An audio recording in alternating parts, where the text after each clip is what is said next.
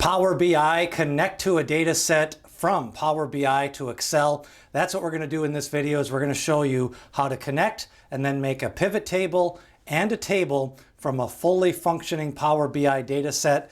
The update in August by Power BI makes this really easy, and you just need to be signed in to both your Power BI account and your Excel account. Let's go connect a Power BI data set to Excel and bring in some measures in Power BI. Back in Power BI, we continue to learn, and today we're going to take a look, for those of you who use Excel and Power BI together. In August, Power BI announced on their blog that there's now ways to create connected tables in Excel connected to Power BI, and you can also create Power Pivot tables. So we're going to show you an example of each of those. Inside Power BI service, we have a fully completed report and data set. It's called AdventureWorks CJ, and this data set has measures, and it's 100% ready to go. And an example of this may be somebody in your department at your company has created a data set, and you want to make a pivot table or a table connected to this Power BI data set. We're going to go to Excel and show you how to do this after the August update. In Excel, you're going to go to the Data tab, and the Data tab, make this a little bit bigger, you have an option to get data. From the Get Data, you're going to select Power Platform, and that's going to give you three options: from Power BI, from Data Flows, and from Dataverse. Now, you do want to be signed in. I'm currently signed into my Power BI service, and when you select Power BI, you'll notice that you get the Power BI data sets on the right-hand side. And this allows you to either search for a data set or scroll to find a data set. In this example, we're just going to scroll down. If I want to search, I can search for a database, AdventureWorks, and now we can either insert a pivot table or you can insert a table. The first example we're going to do is insert a pivot table. When you select Insert a Pivot Table, the pivot table will connect to that Power BI data set inside the Power BI service. Now, inside Excel, all of your measures come in. Also, all of your calendar tables, your lookup tables, your dimension tables, everything is available to quickly create a quick Power Pivot. Maybe you have a worksheet that has the data and you just need a quick Power Table and not a full complete report. So in this example, we're going to look up the occupation. We're going to select occupation. That's going to put that into the rows. And now we're going to select a few different measures.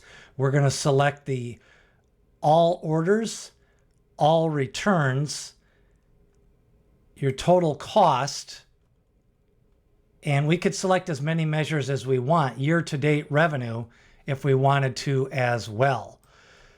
So now we have a fully functioning pivot table inside Excel, and this only took a couple of minutes. Literally, if you're signed in, you can quickly create a pivot table because that data set in Power BI is all ready to go, and maybe some other member of your team created that table.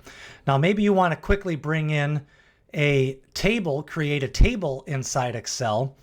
You can do that as well. Again, now this table doesn't have to be from where that original table was. This time around, we're going to choose to insert a table from MAIAD. So this is going to be from a different report, and we can pull in this table, and it's going to bring up your tables, your columns, and we can start to choose the columns. If we want to choose the offices, we can choose in the region, and then from some of the measures, we could choose things like MRR contracts. We could choose total contracts, and from the quotes, we could choose another thing called one versus potential. So here is a preview of this table. You're creating a table, and it only shows up to 500 rows if you have more than that. But this is what we want. The region, the MMR contracts 1, total contracts, and then 1 versus potential MRR. You can insert this table, and now it's going to build your connected table. And now you have, we chose the new worksheet. We have the table set up, and we could start to work with this. Inside this worksheet, we now have a pivot table from one data set.